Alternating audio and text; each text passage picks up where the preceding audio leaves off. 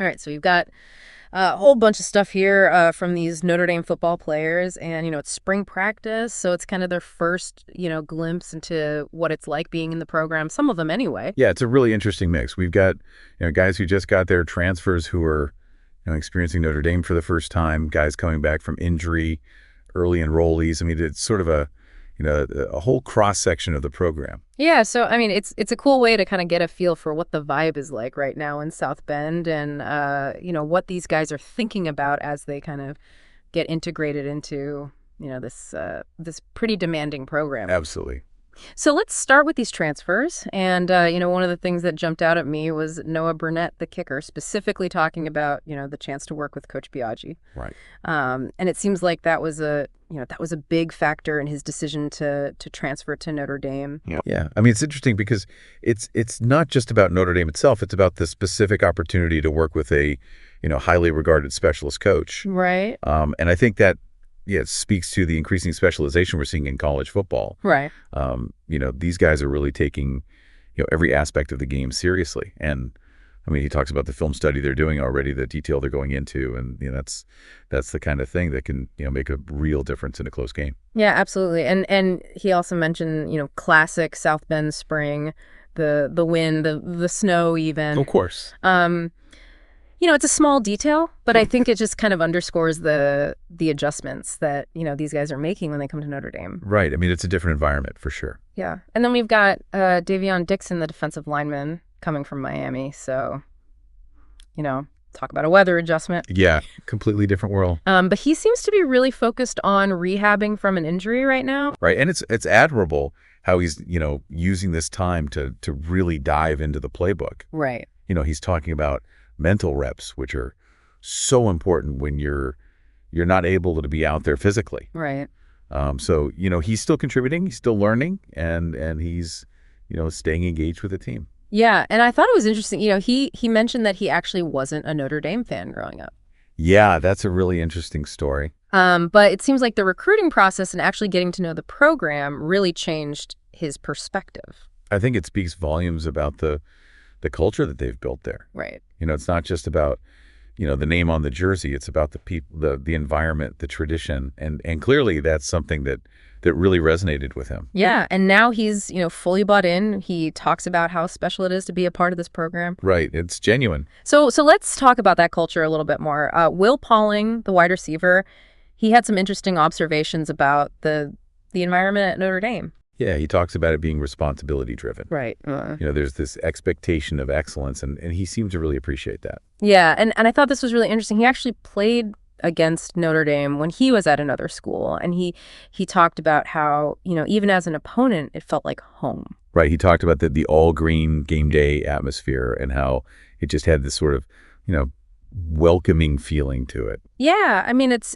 interesting how a place can have that kind of effect, even on, the opposing team. It's unique. Yeah, and then we've got Cree Thomas, the cornerback, who, for him, it's just a dream come true to be playing at Notre Dame. Right, and you can just sense the pure joy in his voice when he talks about it. Right.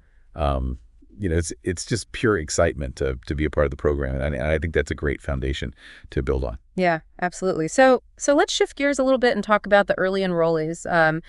Micah Gilbert, the wide receiver, he seems to be fitting in pretty seamlessly. Yeah, he's got that family connection, of course, with his cousin, Austin Webster, having played there. Right. But he also talked about, the coaching staff, the tradition of the program. Right. Those are all big factors in his decision. And I like his approach. He's taking things step by step. Right. He's not trying to do too much too soon. He's just focused on, learning and being ready when his number is called. I think that's a really mature mindset for a young player. Yeah. And then Carson Hobbs, the cornerback, another early enrollee, he's already seeking out guidance from Jason Onye. Right. And he specifically called out Onye, calling him a dog, which is, high praise in the football world. Right. It shows that he's paying attention. He's identifying guys that he can learn from, and he's being proactive about it. Yeah, that's huge. I mean, that's how you accelerate your development. Right. Those peer-to-peer connections can be so valuable. Yeah. And speaking of development, that's a theme that really comes up a lot in these interviews.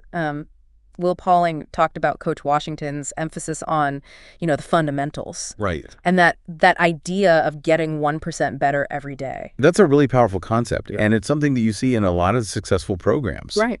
It's not about trying to, make these huge leaps overnight.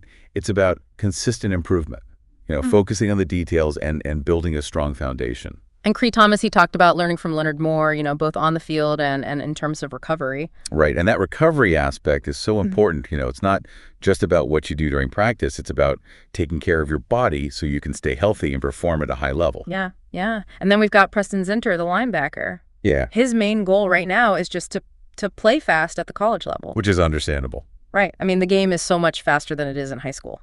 Right. Yeah. And he's honest about the fact that he needs to improve in certain areas. Right.